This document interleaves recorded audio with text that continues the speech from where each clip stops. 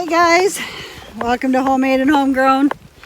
My name is Tammy. So today I'm going to be planting my garlic. We're getting frosty ground for the last few days, so I thought I better get that in the ground before it's too late.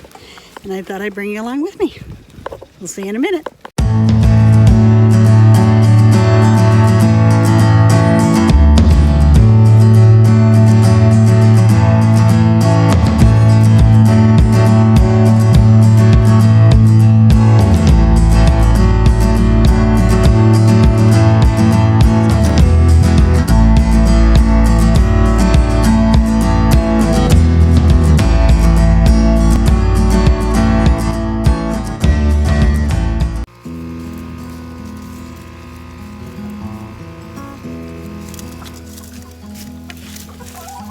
Hi girls, what you doing here?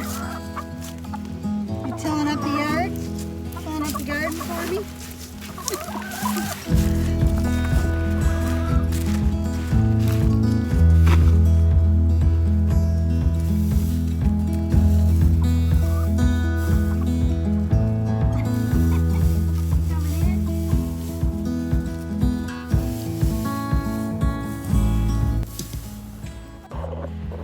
So hi guys, welcome to my garden. We're going to be planting some garlic today. It's a gorgeous fall day. Clear skies. Look at that. Absolutely beautiful. We've been windy, so now we've got all our leaves are off the trees. And what are you doing in that garlic?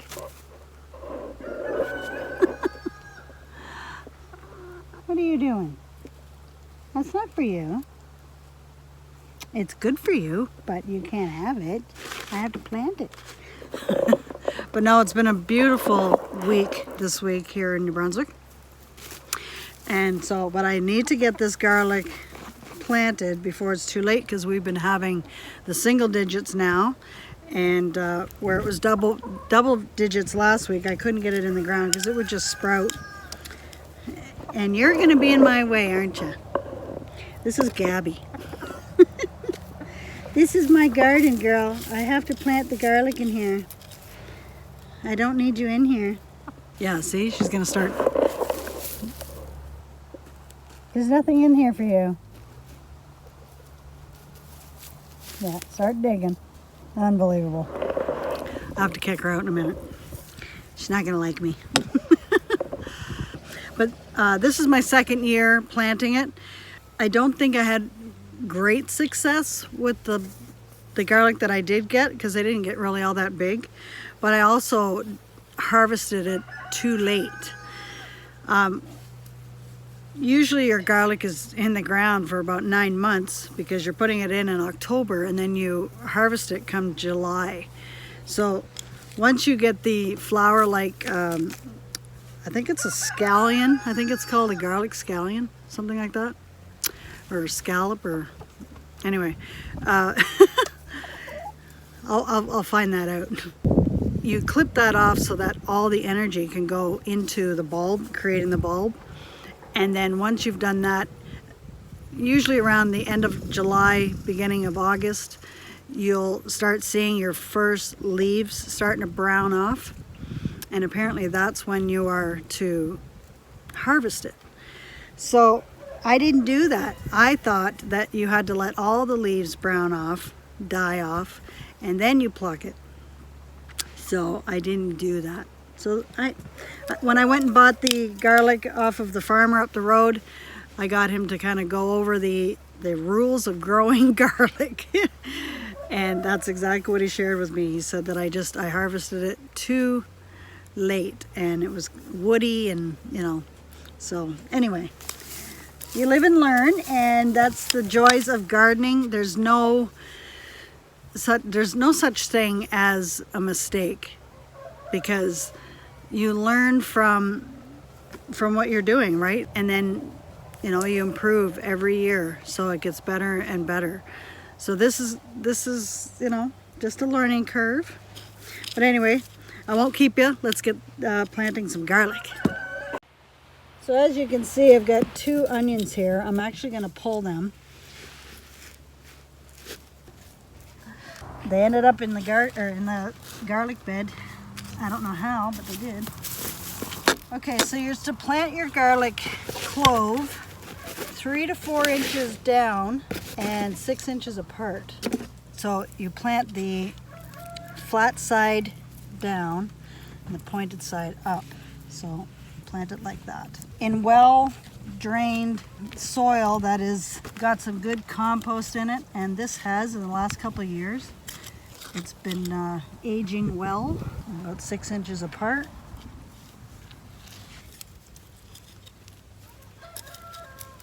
And you want your garlic bed to be weed free.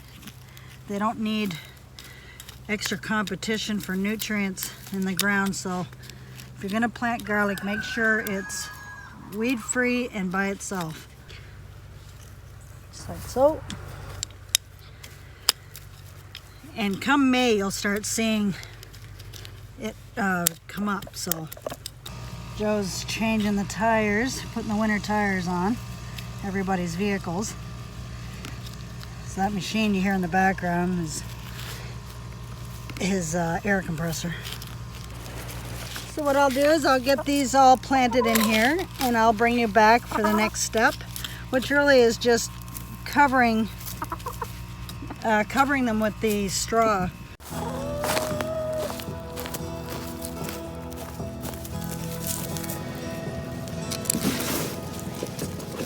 You having fun, girls? Yeah. I'm trying to plant and you're right here. Like the skin, do you?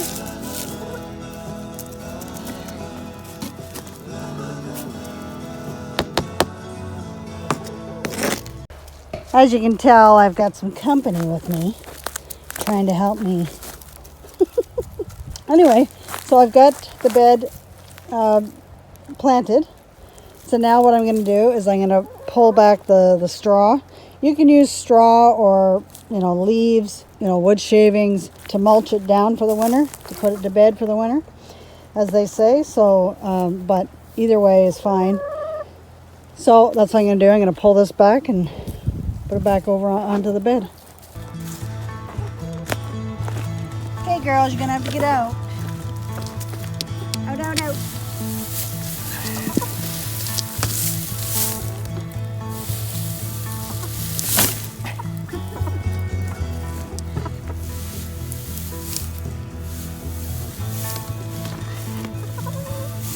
Get out of the bed. Oh, you girls. Always gotta be in seeing what mom's doing.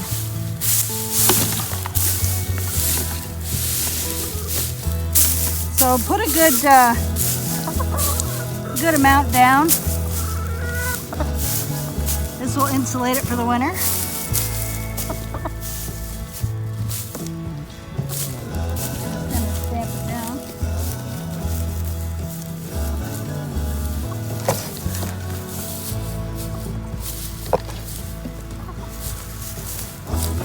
Come on, walk with Mom.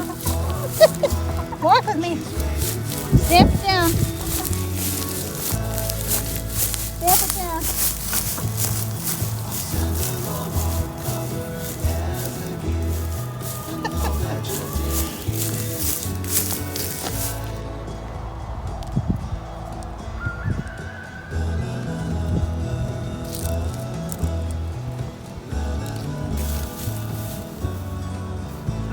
Sets.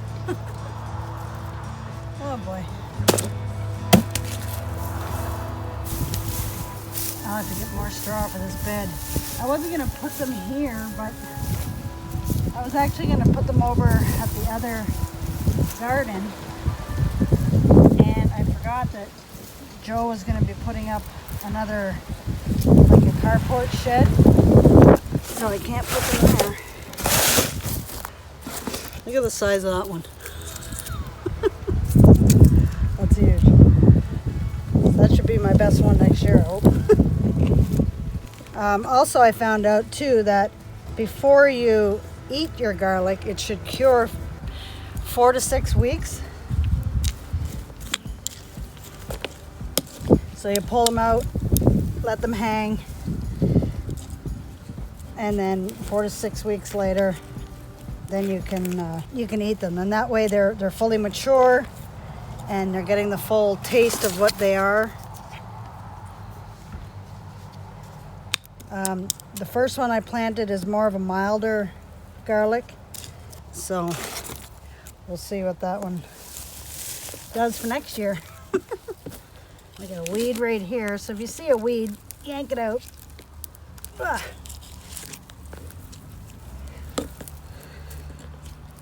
So this is the elephant garlic. Obviously with the size of it. And we got another onion set. Geez, we missed quite a few of them.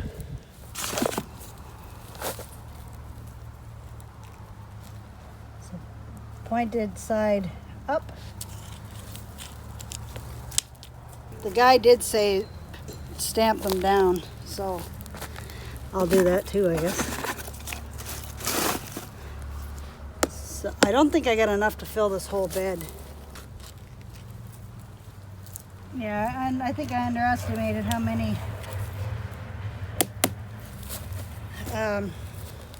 pieces of garlic I'm gonna need for this bed, because 1, 2, 3, rather. 1, 2,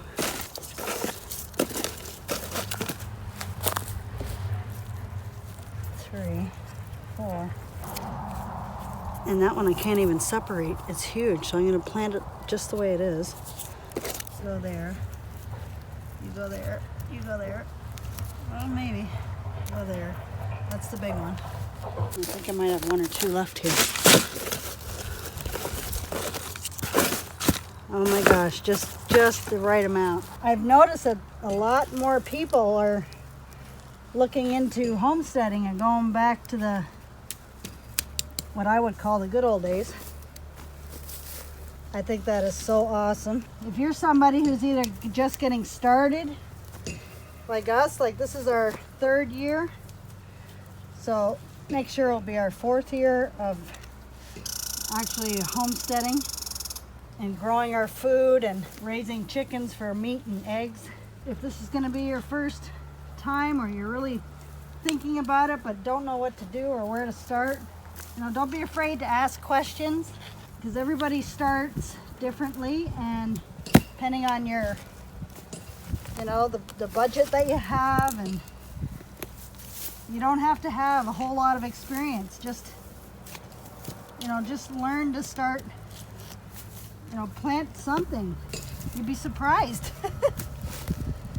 at the end, or at harvest time, what you grew. But if you don't have the land yet, and depending on where you're from, I know some areas land is just crazy expensive, but for me, I would be looking at other places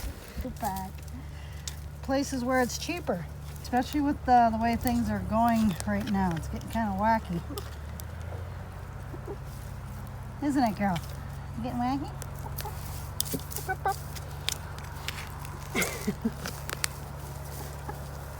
This is a big clove.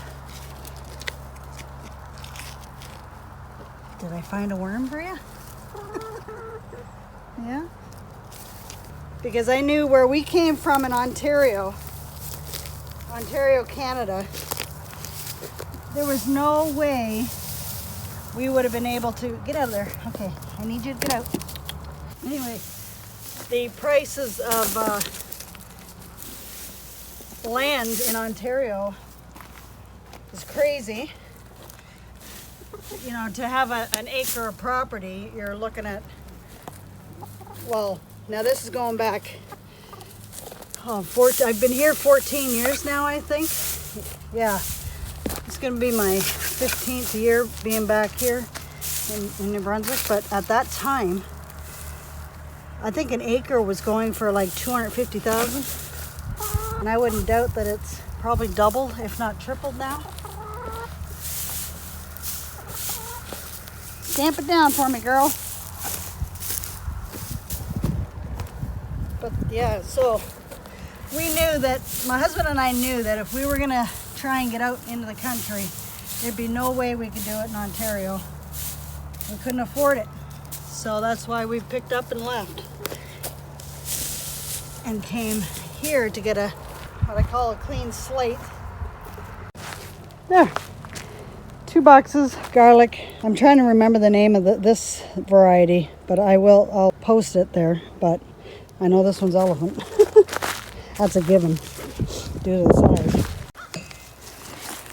I gotta pick up more of this burlap to wrap around my apple trees, and these 2 are my pear trees that are new. So they get a fair amount of growth in the first year, actually. So pretty pleased with that. They were just a little sticking around.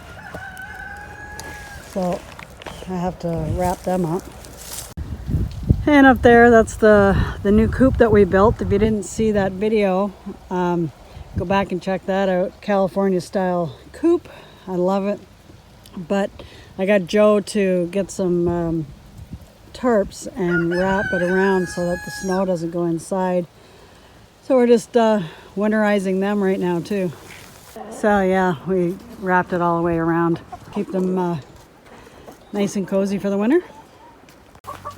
It's like you know where the goods are. Aren't you? Don't you? Okay, I'll get you some. This is what they want. Ready?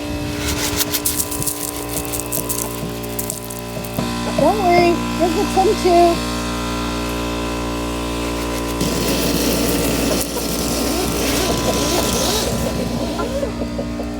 We can't forget these guys over here at the Heritage House. You gonna peck at me?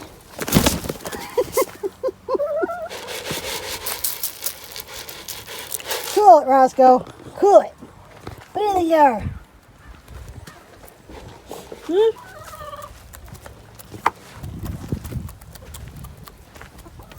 You gonna fight me, are you? Yeah, you getting frisky? What were you saying earlier?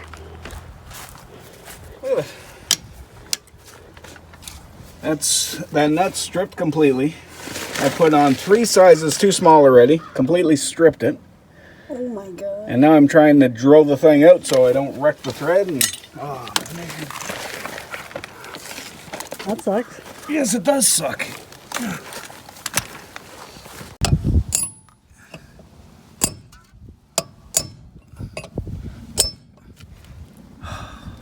So this past week I've been working on organizing all the canning that I've been doing.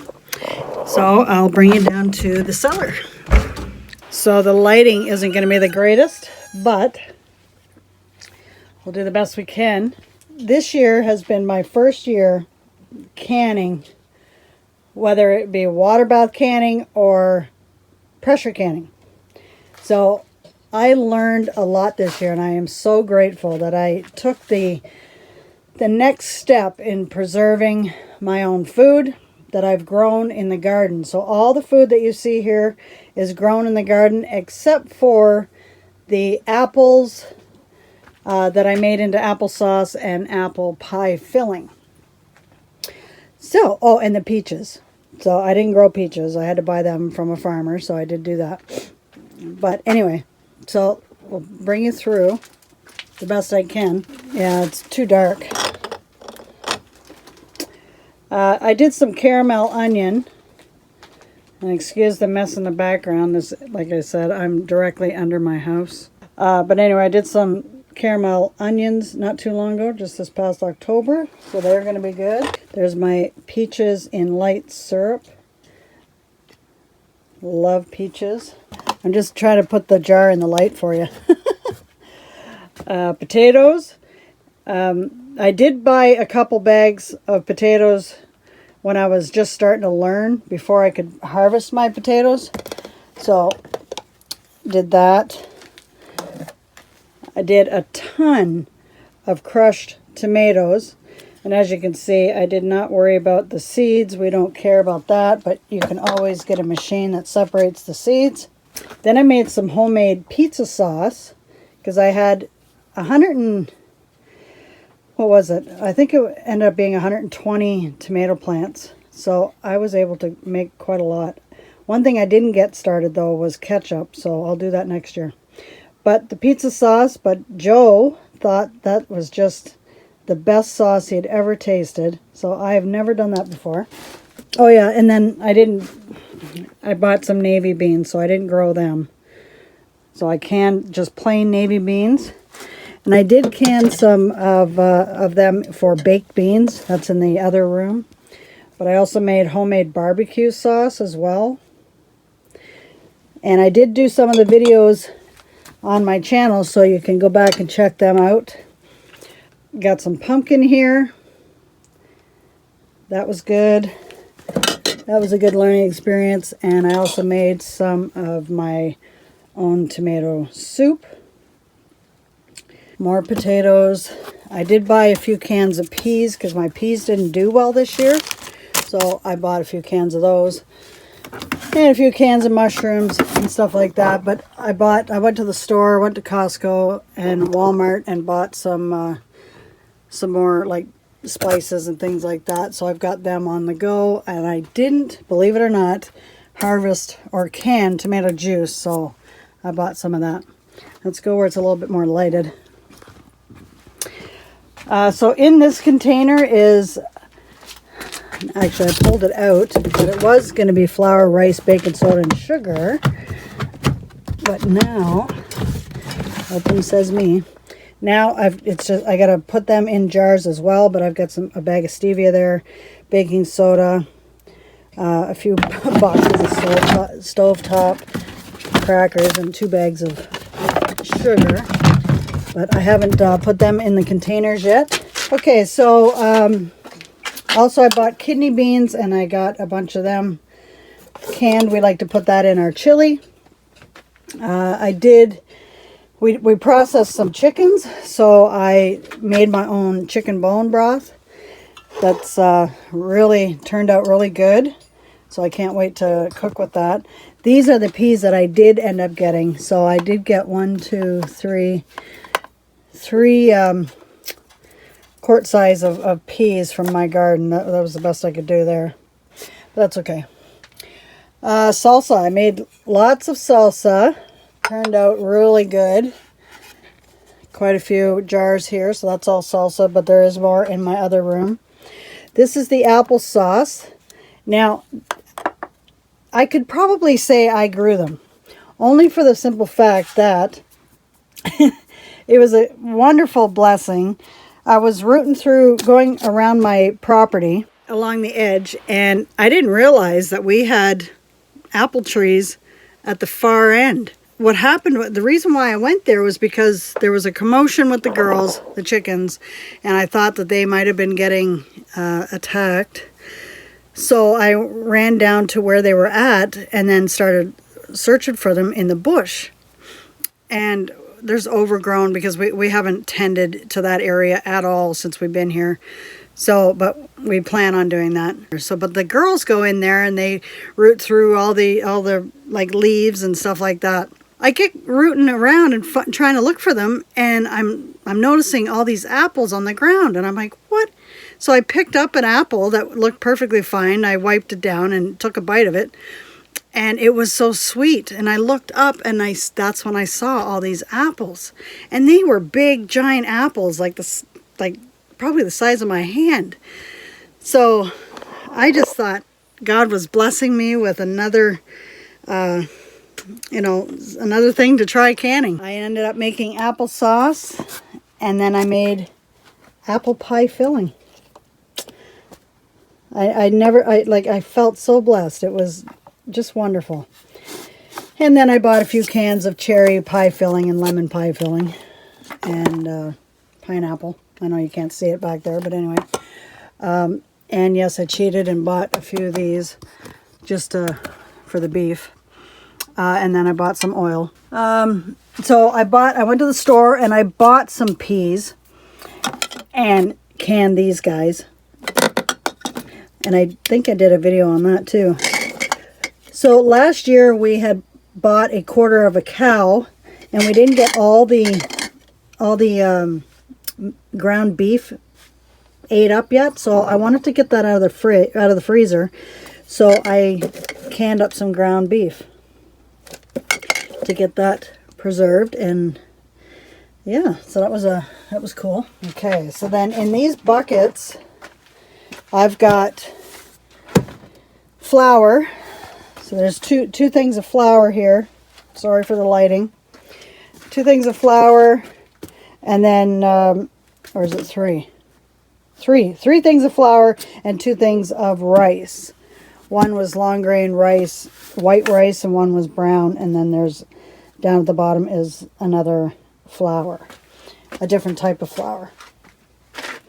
Then I bought a few bottles of, there's some vegetable oil, and then 2 bottles here of apple cider vinegar, and then a case of white vinegar. Bought some Crisco, already had the tender flake. Then I jarred up a bunch of my dried goods. So on my seal, I've got a bag sealer, and on one of the ends it helps you seal these guys. So I've got like this is icing sugar and cornmeal, real fine oatmeal, powdered milk back there. I'm sorry you can't see nothing. And then my Himalayan salt, I buy that in bulk. And that was at Costco. What else? This is stevia sweetener, turmeric at Costco, tea bags, coffee. Okay, so then this is the actual cellar. I'll turn the light on. There we go. So there's our potatoes, some squash. I got a couple squashes that I gotta get out of here. Joe accidentally, he didn't know that if you hit it with a knife or bruise it in any way, it's going to go bad. So these are pumpkins that they didn't ripen. They didn't turn orange. They started to, but it was getting too close to frost, and we had to pull them. And then up the road, about 45 minutes from me, is tons of apple orchards. So I went and grabbed some more apples, and then some of the beef from last year, I canned up some of that as well. And then there's some chicken there. More tomato. So this is my tomato sauce. And more crushed tomatoes, green beans, diced tomatoes. I did a bunch of them. Let me get out of the light for you. It's not working. Anyway, diced tomatoes there. I didn't grow these carrots, but I bought them and then just canned them in plain water. And then we got some more salsa back here. We'll eat that up real quick. I made some strawberry jam. That turned out good. More diced tomatoes. It was my first batch that I made for strawberry jam, and it didn't thicken up enough. As you can see, it's kind of watery. Let me see. Yeah. So Joe has been using that as a ice cream topping. Whatever. Okay. And then we did some dill pickle. Tried that for the first time. I think I added too much of the dill seasoning, but that's okay. We'll get them ate up. More barbecue. This is my plain sauce. So here is like actual tomato sauce that I made with onion and green pepper down here, and then up here is just plain, basically pulverized tomatoes and thickened up. And then I can make whatever I want with that, whether it's lasagna or whatever. More potatoes. So this was the first batch that I had made of potatoes. Just plain potatoes in water. And then I did some baked beans. Plain baked beans. And then I did some taco beans as well. So it's been quite the year of learning.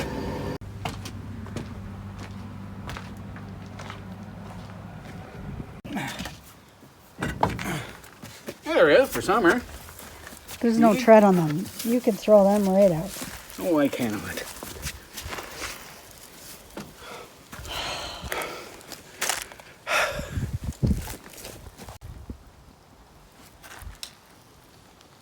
Yeah, I think they're garbage. What? Are these good treads? Oh, minus the chicken poop. Keep rolling, let me see. Yeah, they're better. Of course they are. Rotational? No. And then one other thing that I did was I totally gutted out my pantry, got it all cleaned up, jarred some more of my spices, my cooking spices there. Got this all nicely organized. I feel like I can breathe. I had to get rid of quite a lot of things that I wasn't using. And I needed space because I live in an old farmhouse that has no space for anything. So, no closets, no storage, no nothing. So I was able to get rid of quite a lot of pots and pans that I don't really use. Stocked up on a few things up there too. Coffee and peanut butter and ketchup and stuff like that. Salt. But I've got to do this drawer and this drawer. I want to clean this drawer out, which is storage for a lot of crap. And anyway, I want to clean that out and turn that back into a flour bin, which is what it's supposed to be. And same with this one for potatoes.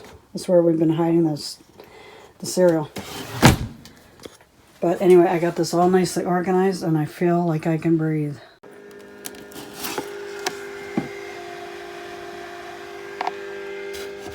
So I've got a few eggs there, as you can see, in the incubator, and probably not the right timing to be doing that.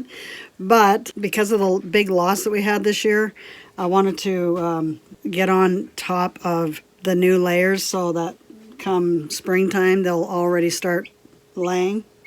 But we got one that survived out of the last batch. Hello. Say hi to everybody. Starting to get my wings in. Aren't I? Oh, oh. What are you doing? What are you doing? What are you doing? So I'm pretty sure this is a buff Orpington chick. Now that I have the male Orpington, I'm going to be breeding the buff Orpington. What? You get too close to the camera, it's going blurry. She likes me doing this. Getting my finger wet, dumping it in here, and then eating off my finger. Yeah, do it again. So yeah, I know it's not the prime time to be hatching chicks right now, but like I said, it usually takes them 20 weeks to get, 18 to 20 weeks to get laying eggs. So we've got another sectioned off area in the chicken coop that we had our meat kings in. So we've got that petitioned off, and we're going to have the heat light over top of there. So they'll be able to hang out there for the winter once they get too big to be inside here for now. So, but anyway, that's what we're doing. So not much of a video today, just kind of doing what I can. It's the end of the season, so there's really not much to do. Except for, you know, like we had to winterize the girls and I had to get the garlic put in, stuff like that. So anyway, thanks for stopping by and taking the time to watch my videos. I really appreciate you do that. And we will see you in the next video. Bye for now. Take care. And God bless.